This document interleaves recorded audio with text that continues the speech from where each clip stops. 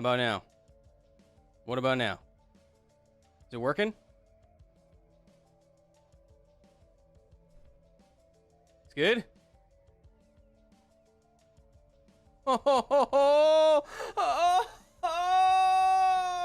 Here we go. Well, welcome to. I almost had a slight breakdown in my mental health where I was going to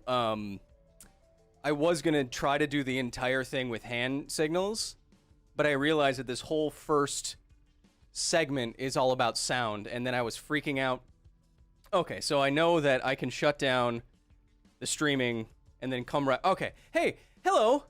I'm gonna cut this whole first part out. So, yeah, okay, I'm gonna eat your face. Bye. Hello and welcome. Oh, I didn't hang up. Hello and welcome to Office Hours, the companion show to the facility where good old Professor Kyle opens up his blast doors, fixes his audio issues for about 10 minutes, and takes all of your questions from the chat and from all of my lovely professors here at the facility. We also go through a number of different topics as we're wont to do each week, things that made me say, hi, hoa.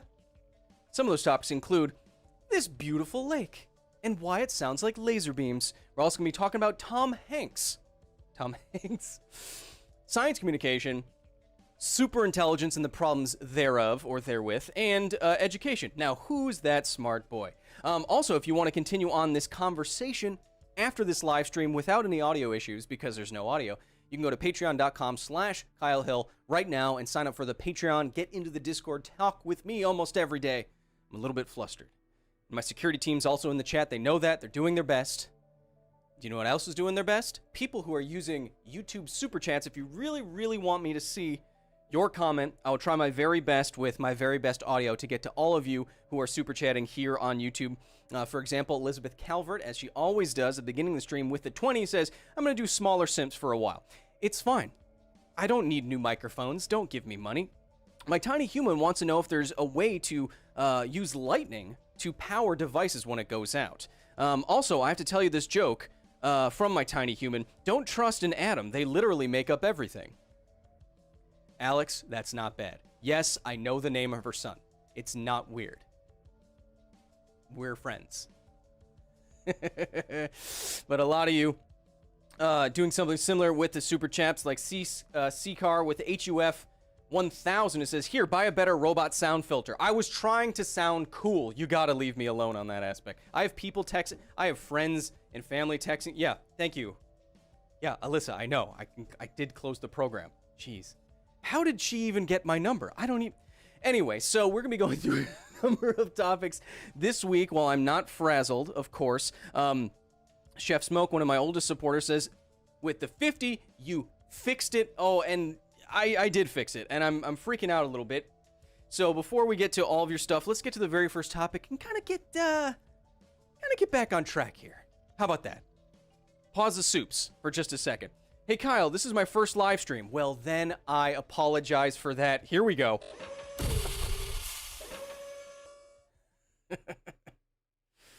Everyone donating for extra microphone technology. I honestly don't know what it was.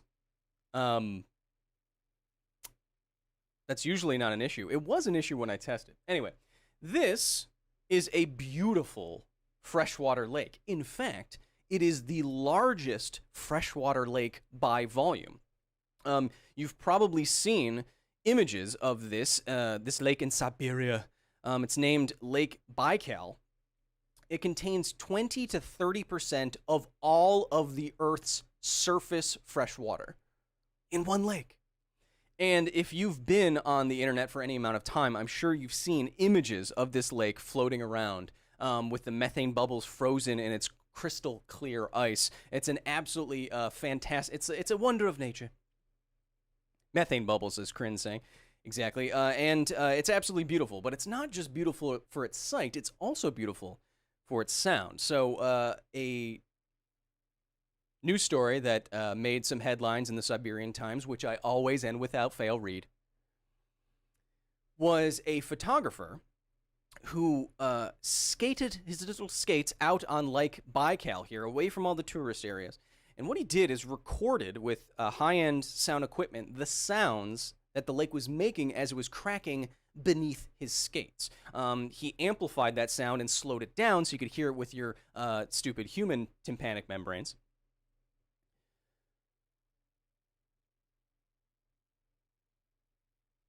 Someone said, "Hey, you look like stupid Aquaman." I'm trying my best. At least I'm not underwater. You wouldn't be able to hear me at all. Anyway, so he recorded this, amplified it, slowed it down, and it sounds just like laser beams, this ice cracking. And I wanted to highlight that because I know exactly why this is, and I can even show you, and all I need is a slinky. So let's get right to it. This is what he recorded and showed us.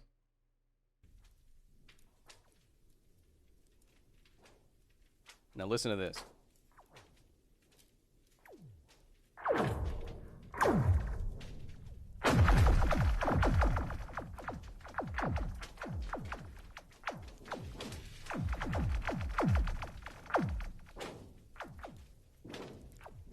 Pretty crazy, right?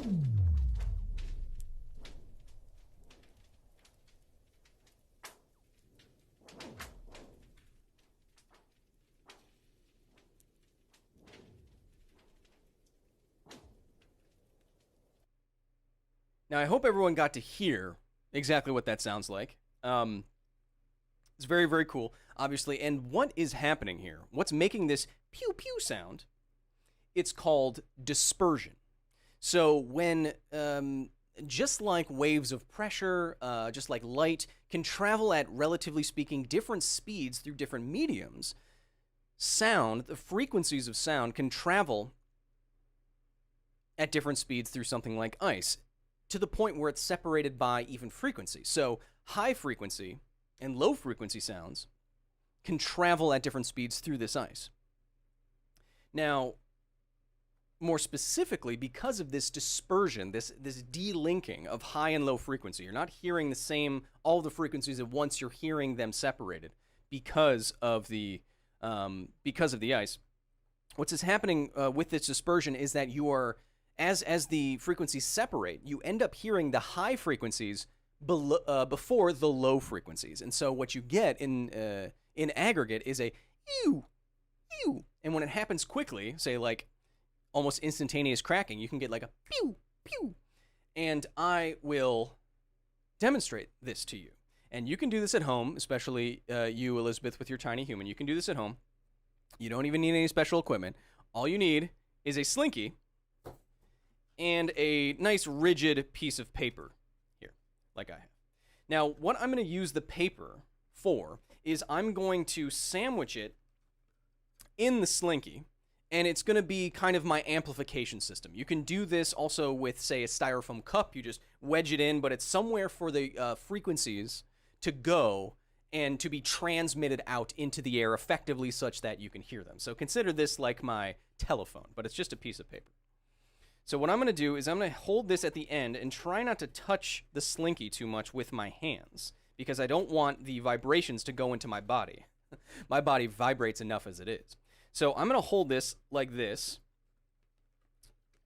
and then I'm going to hold this up to the microphone, and all I'm going to do is I'm going to move the slinky. And if I'm right about the science here, which I am, you're going to hear the same exact pew-pew noise. Here we go.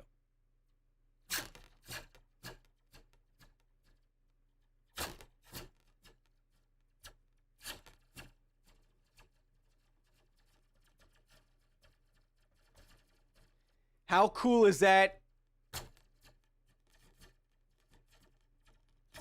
Get it right up close to the microphone.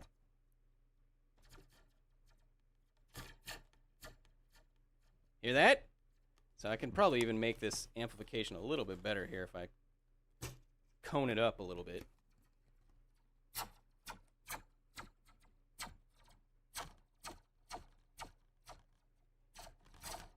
See that? And all you need is a piece of rigid paper and a slinky. So you can also see this effect not only in the ice, you can see it skipping stones across a frozen lake. I've seen this in deep ice boreholes, dropping something like a rock down a very long borehole. And what And now you know the answer is dispersion. You don't really need to know the term. That's not what's important. What's important is that as the sound waves travel back up or back around the medium, the frequencies are separated such that you hear the high and then the low, the P and then the U.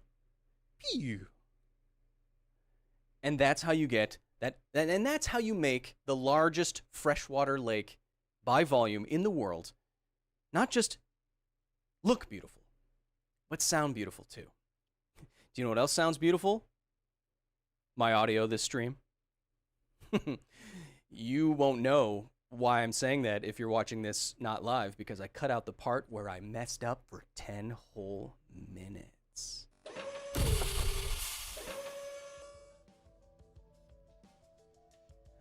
Sally says, I'm going to go buy a Slinky. It's one of the oldest toys. Bobby Fingers says, did you know that Anderson Cooper is directly related to the Vanderbilt family? Okay.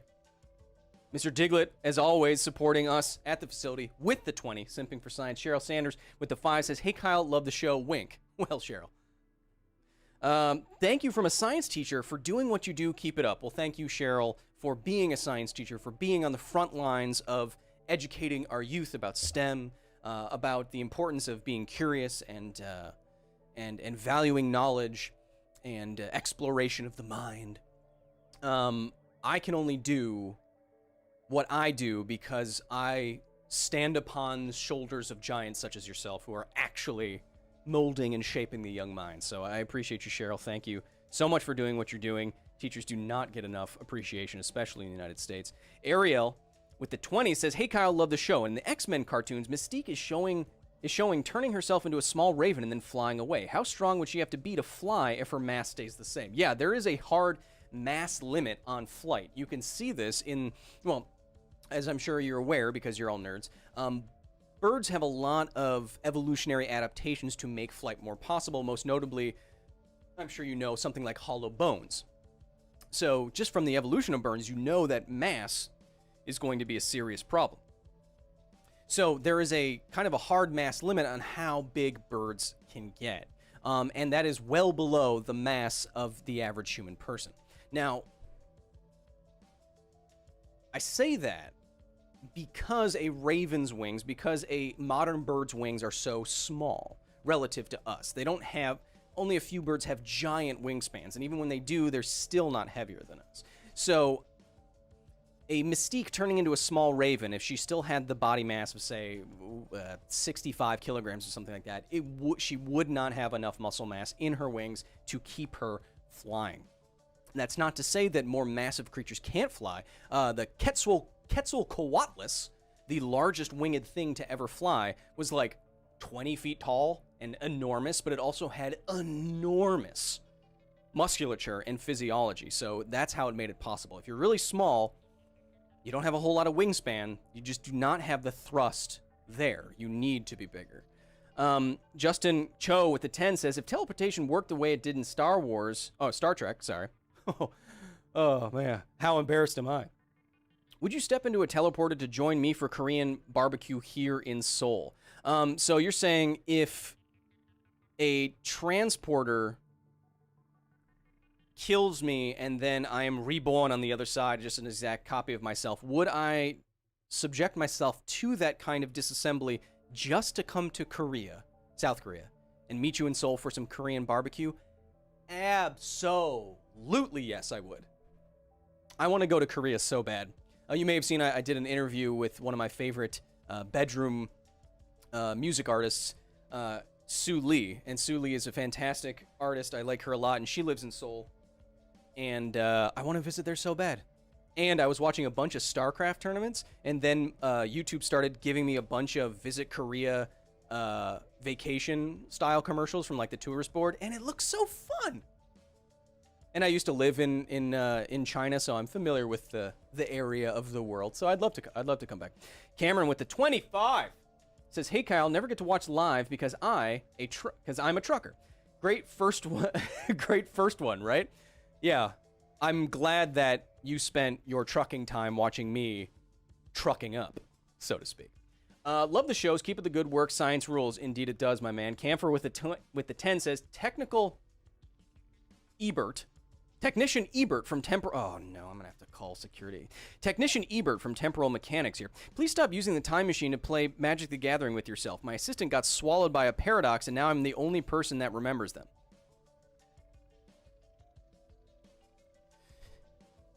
Yeah. You know who I am. Yeah, level 5. Ebert, Temporal Mechanics. Mm-hmm. Yeah, he's about 56 kilograms. I don't think it'll be too hard to throw him into the paradox vortex. Well, I don't even want to know who he is in the past. Love you. Should be fine. Resolved. It will be resolved soon. Lots of super chats. I think everyone's feeling bad for me because I messed up a full 10 minutes of the stream, which I guess means I need to go for a full 10 minutes longer. That's fine. Feral Beast with the 25 says, Kyle, we regret to inform you that your application for membership has been denied. While we believe you're incredibly smart and the best-looking Hemsworth, objectively not true, you are a terrible villain. Sincerely, the Evil League of Evil.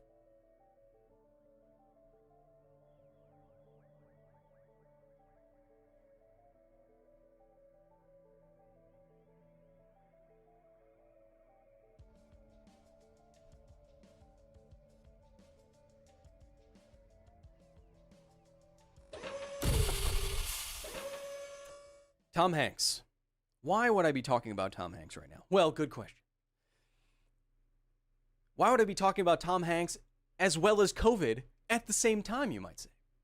Well, one of today's partial themes is that of science communication, and there was a new study out that looked at the impact of Tom Hanks talking about COVID-19 in relation to people's thoughts and feelings about COVID-19. And I will say, don't worry, you can keep those super chats coming soon because I have a couple of short topics here, but I wanted to highlight an interesting effect. So there was a study recently that concluded something like this.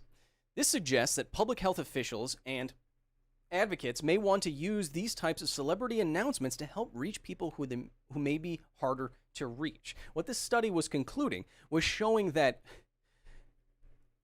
A, everyone knows who Tom Hanks is, and B, because everyone knows who Tom Hanks was, when Tom Hanks said that he got COVID in the first 2 weeks of March 2020, because everyone knows Tom Hanks and likes Tom Hanks, it actionably changed their attitudes towards the severity of the pandemic and the situation. And I have cat hair everywhere. This is interesting to note because, I mean, it's interesting, but it's not surprising, right? So this compared to something like an advisement from the CDC, Tom Hanks reaches a lot more people with more weight, it seems like. Which, again, it's not surprising, but whenever I talk about science communication, especially with people in academia, there's always this tension between seeming very expert and being very public. You watch me, so this might sound like something like a surprise, but there's a lot of old school people in academia right now that view science communication, the kind of stuff that I do every day, as frivolous, wasting your time. Why do that? There are young professors, and I know many of them, who are looked down upon for practicing the public engagement of science. Now you have that attitude. And now you have findings like this that say, well, if you want to try to get your message across, people aren't going to listen to you as much in all circumstances. You may view yourself as very academic, very expert, the be-all, end-all voice on something or not. But Wilson and his very hairy friend can make more of an impact on your public health goals than you can. And so I see a very natural push and pull here that should be incorporated into more public awareness, public health plans. If I was trying to get the word out about some kind of public health initiative, enlisting celebrities and public personas to get scientific information out there is not diminishing the importance of the science you're saying. I feel like a lot of academics may think that. But stuff like this proves that Tom Hanks can have more of an impact than you ever dreamed of, just writing up a press release and sending it out to places where no one will actually see it. Right? And we've known about this kind of effect for a long time. There was a story going around recently that a few decades ago, Elvis went on, was it Johnny Carson? Another giant TV show at the time. He went on a giant TV show at a time and got a vaccination live on television. And it changed attitudes around the country, around the world, instantaneously. Because everyone loves Elvis, and he was saying, this thing is okay, this thing is safe.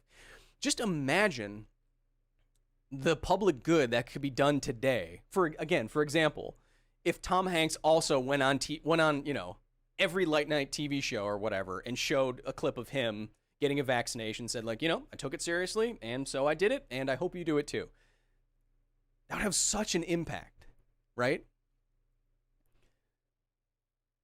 And so when I get my vaccination, I haven't been vaccinated yet, but I have been tested for COVID multiple times. I have not gotten it yet. But when I get my vaccination, I will let people know that I did, because I do not agree with the old academic stance of, keep science very ivory tower kind of stuff. Well, you got to relate to people. And how do you relate to people sometimes? With Tom Hanks's Academy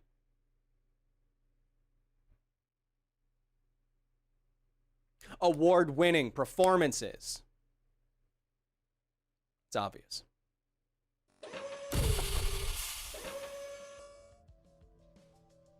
We have Angie with the 10 says, I love your show and look forward to your videos every week. Thank you so much. Well, thank you so much, Angie. As I was saying on various, on Patreon and stuff like that, I'm trying to do one of my Half-Life histories per month because I love doing them now and they do well.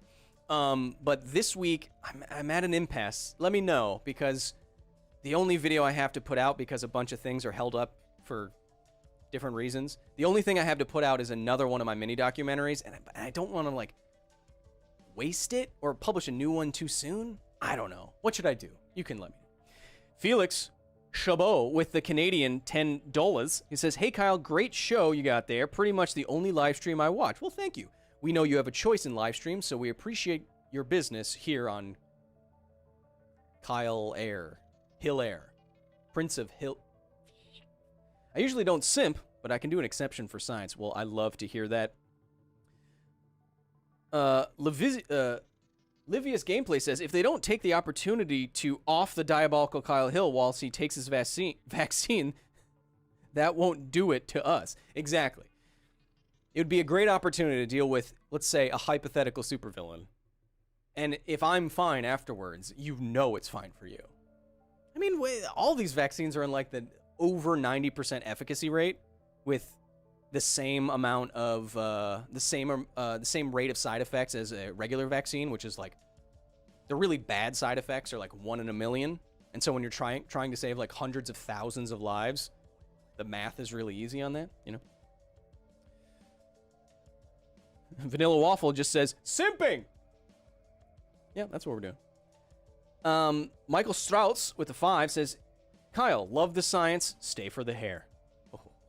Can you talk about GFX video, re-up movie, and vacuum balloons? How could we reach this with current technology? I have no idea what you're talking about. Oh, re-up. Okay. Regarding up and vacuum balloons, how could we reach this? I think I once calculated that it would take... It's either, I forget the order of magnitude, it's either 10,000 large balloons or 100,000 large balloons to lift the house from up. Other than that, I don't know what you're talking about. Thank you for that. Elizabeth, again with the 5, says, on BBC One, in an interview, Hank said the naughtiest thing he ever did at work was drink cartons of chocolate milk working as a dishwasher. What a stupendous man. Side note, if you want a good recovery drink, doing a big workout or something like that, chocolate milk goes a long way. Combat Medic Combat Medic 25 says, if antimatter were to collide with a black hole, what would happen? Would some of the black hole get canceled out? Well, see, interesting. Well, a black hole isn't really a mass. It's not really a sphere of stuff. It's not like a neutron star, for example. It is a singularity in spacetime. It is an ultimate collapse down a gravitational well. And so if you threw antimatter at a black hole, it doesn't really have something to touch, so to speak. But that reminds me, antimatter bombs would not be as easy as you think, like a photon torpedo.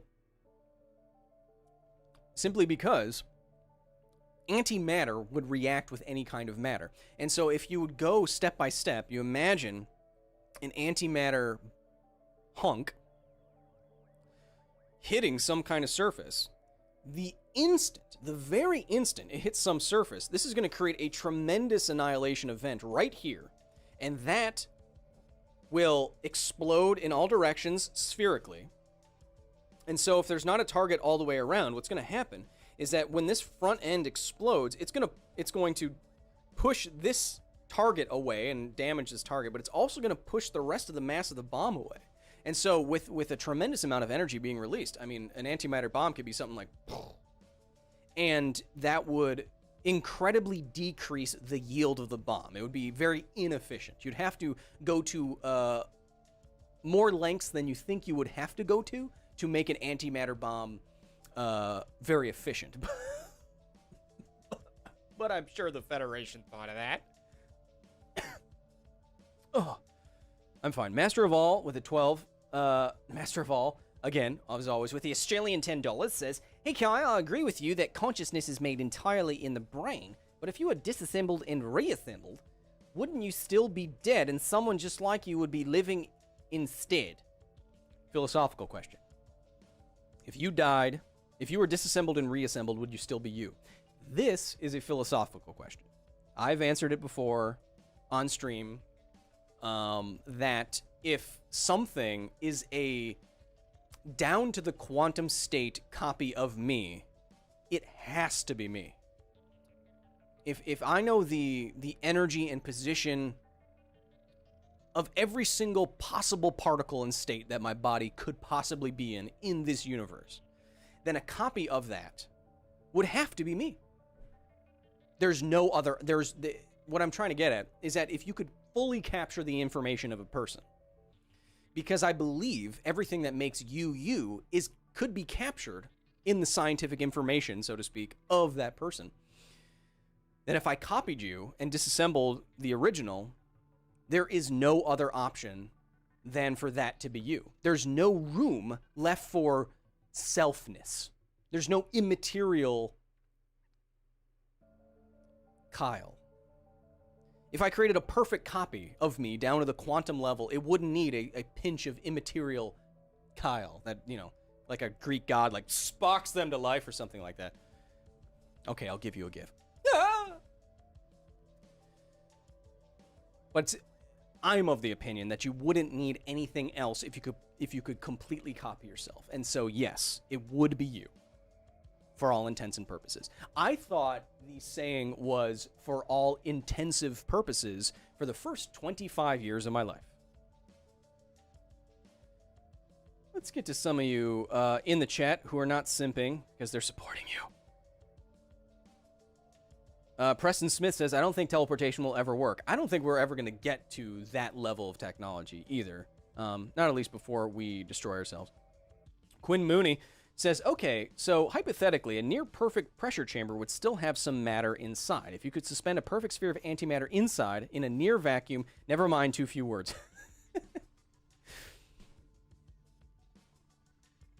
So there's ideas on how to contain a hunk of antimatter that we already have, and we've already tried to do. You can contain it magnetically, for example, because antimatter still has a charge. It's matter with the opposite charge, in fact. You could contain it with magnetic fields, electromagnetic fields rather, and you could suspend it in a perfect vacuum such that it doesn't touch anything and it doesn't go anywhere. You can do that. But you need a perfect vacuum, or so close to a perfect vacuum that, only single atoms are going to hit it and it won't really make a difference over regular amounts of time. But yes, you can confine it. You just have to get clever with a near perfect vacuum. Ignacy N says, hello. Wow. You had a shot, and you missed.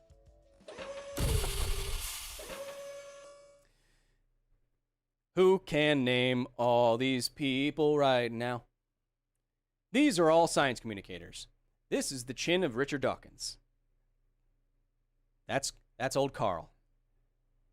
This is, I mean, they're not, this show isn't a science communication show, but it's the kind of show that people who love science like too much. Okay, that's not fair. I also like Rick and Morty. But there's a lot of people who like Rick and Morty and science who aren't cool. You know, they harass fast food workers and stuff. But these are all science. Yep, Kyrgyzstan. I'm not on. Why on this? Because I'm talking about science communicators. So, someone in my Discord recently, Tam, who's often in the chat here on YouTube, sent me a science communication paper in our educators channel on Discord.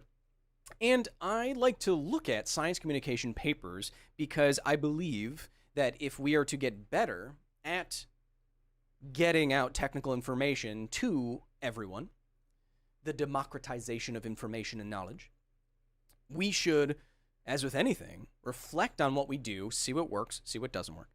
And this paper was specifically about YouTube. And science communication on YouTube. So, of course, I was interested. And this is a paper in Germany, I believe, and they looked at 400 different science videos, and they categorized them into a couple different categories, obviously. Sorry.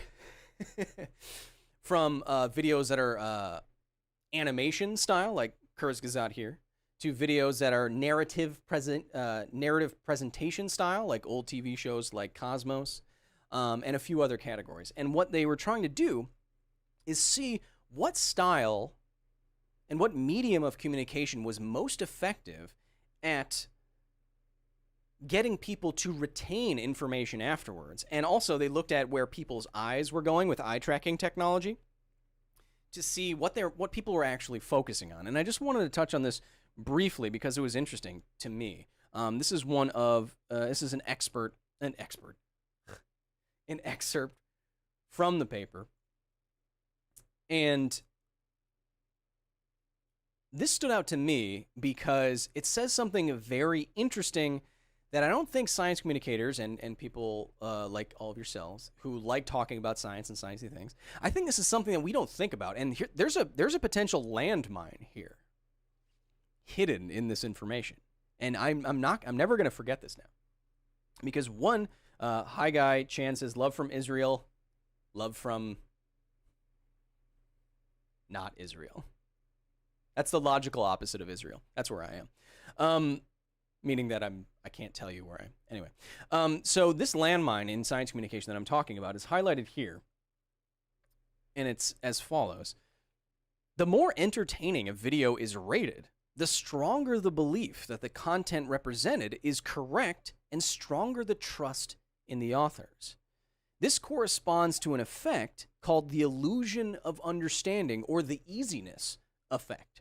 Simplification, for example, via infotainment, as it's called, prompts the recipients to assess the content easier and more trustable and to overrate their epistemic understanding.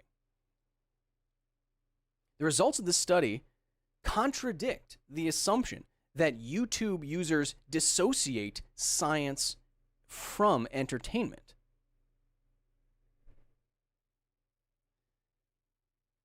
So, what this is saying is counter to what you may think or what we may perceive an audience or you at home to think,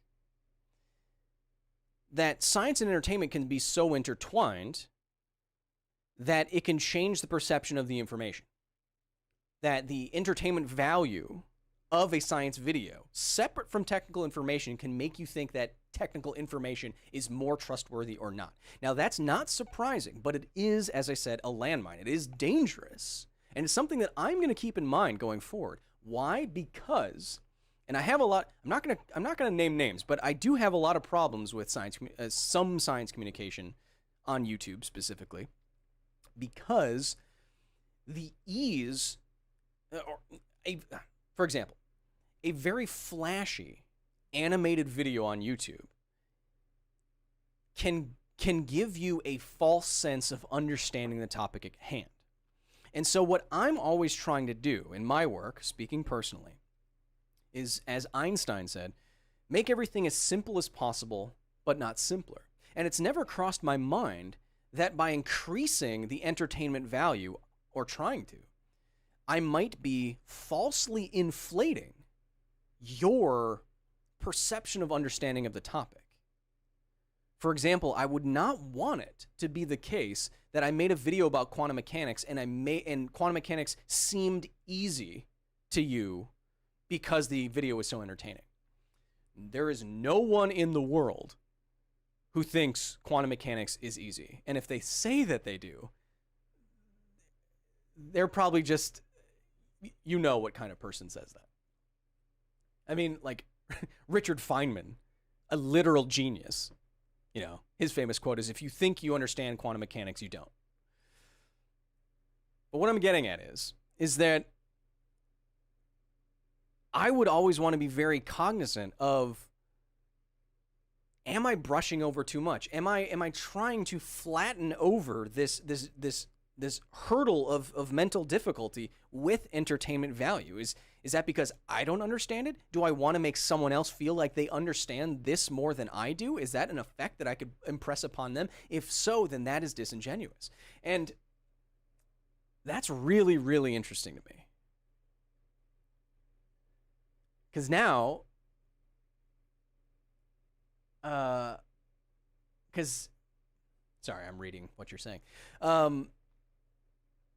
Because I feel like I have a duty to all of you to impress upon you some kind of understanding, but I don't want it to ever feel like something that is genuinely hard is too easy, or easier than it seems, or less complicated than it seems. So there's this tension where I want to take highly technical information and make it digestible and entertaining, but at the same time, I don't want to make it seem like fuel that kind of mindset where it's like, well, I'll just Google it and I probably know all that I need to know. No, I mean, there's a reason people go to school and stuff. So it's rocked my world a little bit, because I think the people who do it the best are doing it the right way. You know, Carl, for example, can speak in a way that gives a kind of wit and lyricism and wonder to the world without diminishing it, without making it smaller, without reducing the mysteries of the world just to atoms and molecules. And then on the other hand, you know, you have dozens and dozens of YouTube channels that are just like animations and infographics that are 3 minutes and 23 seconds long, and they have 10 million views, and the information therein is either fully copied from other places and it's presented poorly, or it's presented poorly and the information is poor. You see them. I see them. I don't think all science communication is good. You know, in any field, there's going to be, most of it is going to be crap. You know, these are good examples, but this is going to be something I'm keeping in mind. And I want you, and I'm kind of rambling here, but I don't care. I want you to keep this in mind as well. When you're very entertained by a video, you're like, wow, this video, it looks great, it's really good, I'm engaged. Ask yourself, do you ask yourself afterwards, did you retain that information? Do you really feel like you learned something? Or were you just being passively entertained? Were you being engaged? And maybe that's one of the ways you can judge quality going forward. It's interesting.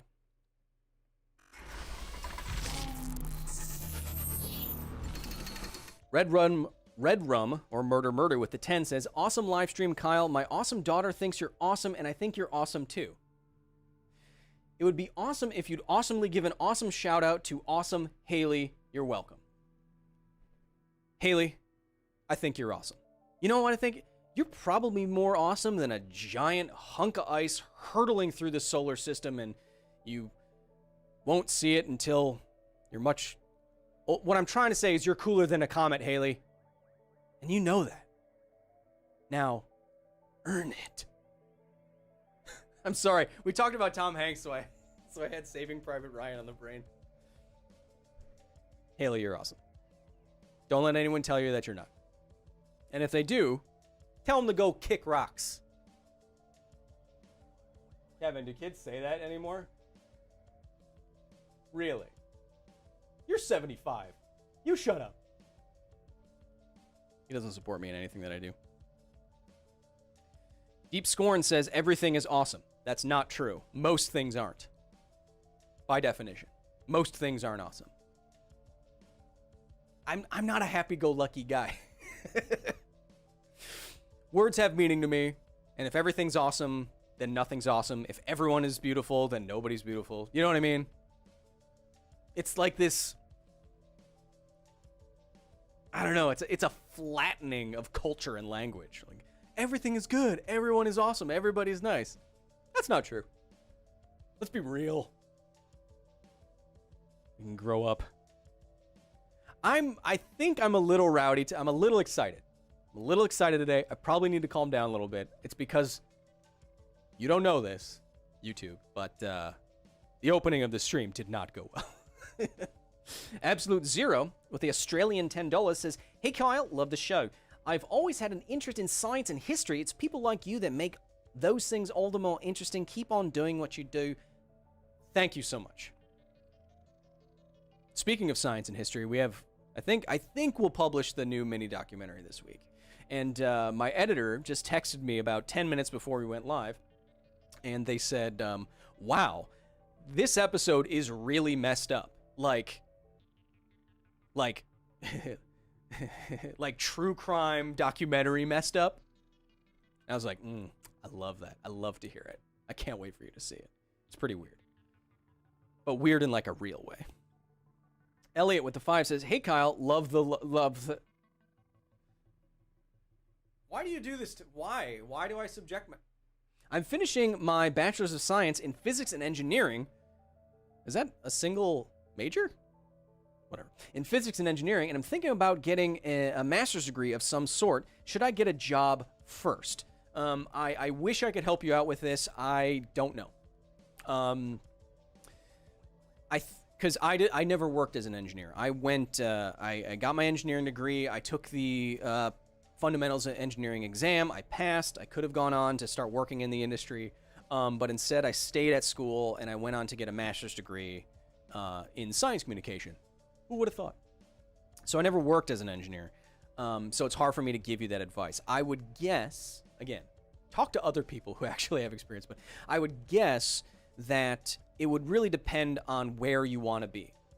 Do you want to be working as an engineer? Do you want to be doing, the kind of the day-to-day boots on the ground kind of stuff? Or do you want to pursue more academic routes? Do you want to be a professor? Do you want to teach? Do you want to be a professor? Do you want to research and be in academia? Then, grad school is probably the better idea. But if you want to get working now and start, making airplanes and cool stuff like that,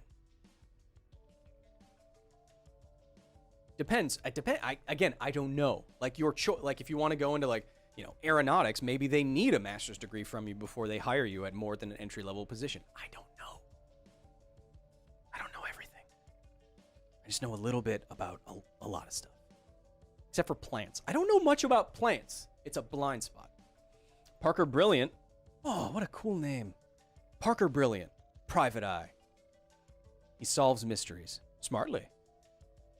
Parker, gonna try to make feel Kyle better after his Evil League rejection. Shout out to Adam Savage's shout out to Kyle on his recent videos. Love the show. Yeah, if you didn't watch it, if you want to know the origin of Adam Savage's famous phrase, "I reject your reality and substitute my own," he recently published a video on the Tested YouTube channel. And in the first 10 seconds of that video, he says, "Well, I'm telling you this because Kyle Hill texted me at 2 a.m. and asked me." Now, I'm not going to show you this, but I didn't just text. I sent him a video of me in a bathrobe because I'm fancy. And I was like, I was looking at where I thought the quote was from, and it was in my face, and I went, "Hey, dude!" It was 2 a.m. "Hey, dude, is this where you got this from?" And then I turn the phone, turns it towards the TV, and I turn it back. I was like, "Is that where you?" And then I texted him at 2 a.m, not thinking that he's a man with a family who's probably sleeping. And so and then the video was born. What a good person I am. Nick Dunny with the Australian $14.99 says, "Hey Kyle, I have a lot of Australian simps. Love it. Is it because I look Australian? Just because I look this way doesn't mean I boogie board." Hey Kyle, do you think we could use the ISS as an anchor point to build a space elevator? I think it would reduce the cost of space exploration in the long run. The real issue the mathematics of a space elevator are known. We know how long the tether would have to be. We know how heavy the mass would have to be. We know at what point, if you climbed along the tether into space, you'd be completely weightless. We know those maths, as the English would say. The problem is that, think of spinning a rock on the end of the string. The faster you spin it and the heavier the rock, the more tension's on the string, right? It's harder to spin it. The Earth is spinning at 1,000 miles an hour, and the International Space Station is very heavy. It's so heavy, in fact, that any design for a space elevator right now, there's no material that we know of on Earth that is strong enough to handle the tension, the stress there, not even carbon nanotubes. So the real problem with a space elevator is the material strength of the elevator, of the tether itself. That's a problem. It's not a theoretical problem, it's a practical problem. Well, I guess it's both, isn't it? So why don't we pause the super chats for a second, because we're almost out of time. I know I'm going to go a little bit later because I messed up. But let's see what you have to say on the last episode at the facility.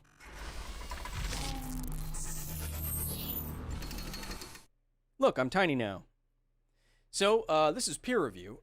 Peer review. And as I'm wont to do every week, I take a comment from the latest episode of the facility that made me go, "Hey, how wow," or "Wow, I'm super wrong." And I highlight it, I show it all to you, we all acknowledge the brilliance of this one commenter, and then they get an honorary membership to the facility, and they get a plaque from Kevin, who definitely has it this time. Can confirm. So, on the last episode at the facility, we were talking about the unstoppability of a super intelligent AI. And what we're going through was the problem with the so-called halting problem. And analogous to the halting problem is the question, could we use a computer or computer science or an algorithm or a program, whatever, could we use any one of those things to go into a super AI and check if it had any evil programs running around, so to speak? And you can watch the video, because it's analogous to the halting problem, this problem of going into an AI and making sure every program is great, this problem is fundamentally undecidable. So we can never, ever be sure, using a computer, that another computer is fully under our intentions. And that's the problem. And in relation to that, Jamyang Pelsang said this: "One issue with superintelligent AI misinterpreting our commands is that sometimes we ourselves don't truly understand our own commands. In the case of maximizing human happiness, we ourselves don't actually have a complete understanding of what makes us happy. Ain't that the truth? Happiness has been a philosophically complicated subject throughout the entire history of philosophy. Therefore, without humanity itself not fully comprehending what happiness is, or really what any of humanity's collective goals or desires are, superintelligent AI cannot fully comprehend it either. Why would it? It would require a very complex list of moral constraints on the methods to achieve certain objectives, where we as a species still to this day have no clear consensus on. That forces our commands to be incredibly precise and undermines the value of superintelligent AI handling large-scale problems in the first place. The limits of controlling superintelligent AI are dependent upon the limits of human language and its function in communicating our wants and needs." Wow, Jamyang. You could have probably just written the whole script that I used myself. And I think you're completely right. What you're talking about is what we said in the video and what computer scientists call perverse instantiation. We don't even fully understand what we mean when we say make us happy. So how could we possibly put that into ones and zeros and make a computer fully understand that? One of the examples we said was, what if you say to a super intelligent AI, come up with a plan to maximize human happiness, and what it does is it enslaves humanity, connects every single person up to a vat of serotonin and dopamine, and waits and just waits until they die in their sleep, in a happy coma. There's a cardboard cutout of me behind me. That wouldn't be against its goals as directed. So if we can't even understand our own intentions all the time or our own goals all the time, how could a super intelligent AI ever do so? And the problem is that a super intelligent AI could be so much more efficient and actionable in what it wanted to do. If it wanted to take over the planet, it probably could figure out a way to do so better than any general, better than any human in existence. So that's the scary part. And that's kind of what I was trying to get at. We need to solve this problem. We need to decide what this problem is now before it is fundamentally undecidable, as I said. And for pointing all this out, Jamyang Palsang, you are now an honorary member of the facility, and Kevin is going to get you a plaque right now. And I hope this phone call I'm getting is unrelated to that. Hello?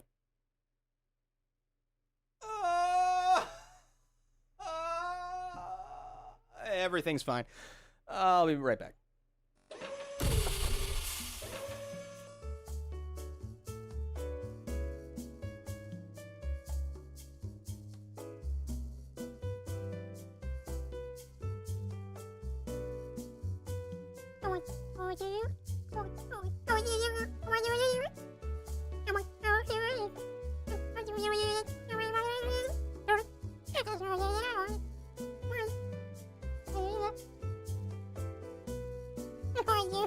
Because this is all we've got.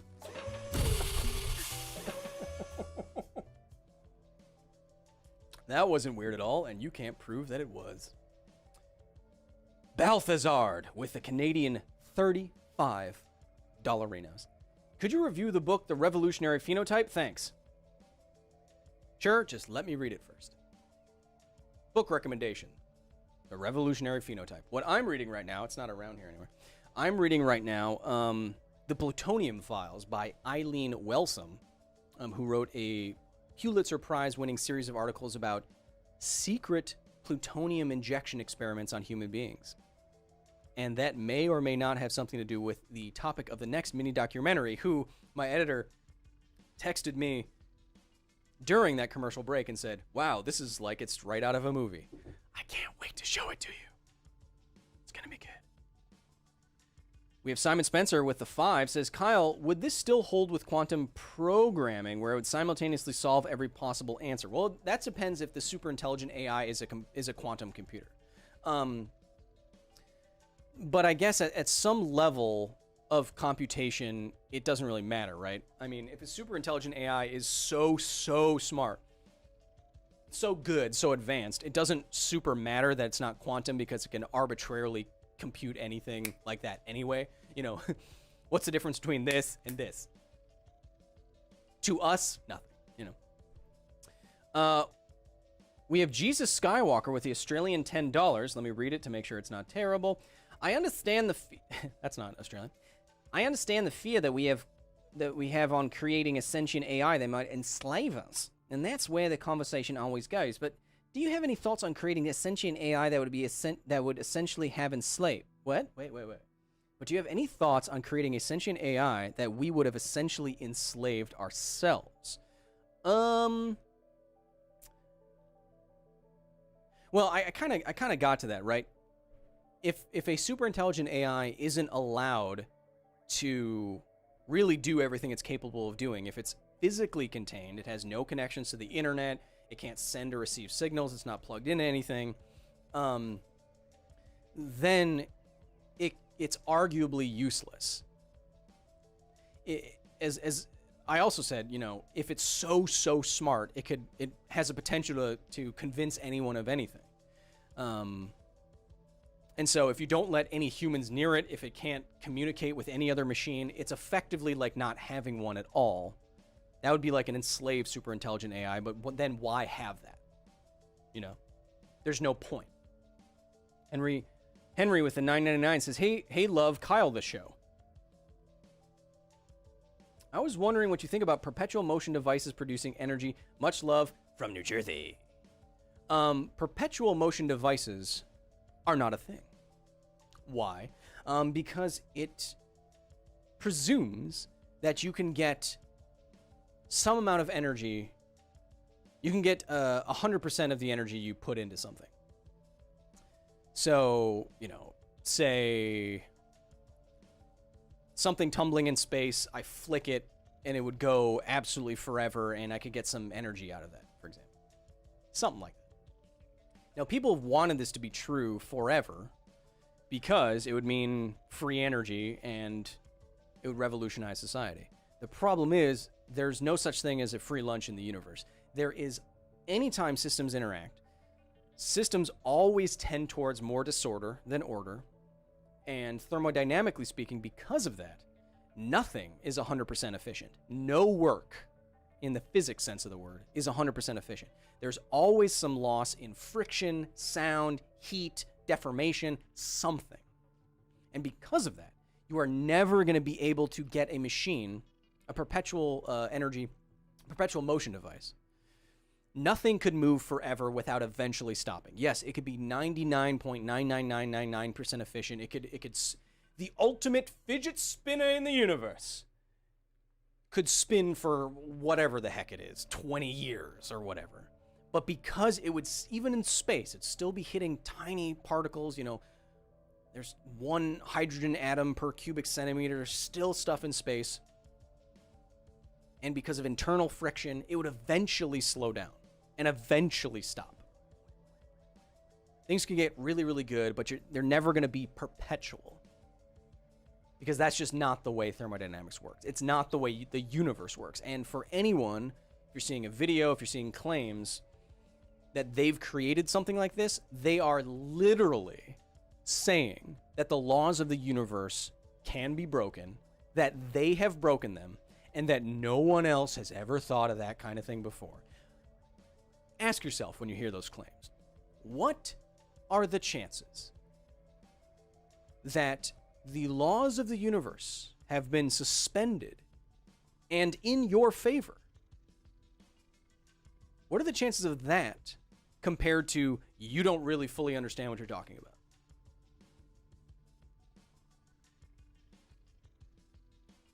And I find that usually the people who think they've come up with some kind of perpetual motion device have not gone to school and do not have doctorates and mostly just read Wikipedia. Is that shocking to you? I mean, it's a 1-to-1 correlation, isn't it? It seems like the level of knowledge to the number of perpetual motion devices you think you can make is like nicely, like perfectly inverse, right? You have a lot of knowledge, and you're like, that's not possible. You have a little bit of knowledge, maybe. You have no knowledge. Oh, the government killed Tesla. I'm taking shots today. I don't know why I'm doing that, but perpetual motion devices aren't a thing. Ian, with the 10, says, we can't figure out what makes us happy, but why couldn't an AI more intelligent than us ourselves figure that out? Why couldn't it figure out how to make a meat machine happy? Ian, that's not actually the problem. The problem is that it could figure out how to make us happy, but it's interpreting happy by itself. So like I said, it could logically determine that most humans have some amount of suffering in their lives, and the only way to completely alleviate all human suffering forever, one possible interpretation of be happy, no human suffering in the universe ever, for all time, would be to just eliminate all the humans. That's one logical interpretation. And because that is one logical interpretation, That's the problem. What if it decides to enact that interpretation? Well, if it's not even possible to tell whether or not it will do that, that's the problem with creating the super intelligent AI in the first place. We can't be sure what it's going to do because we cannot program human intent.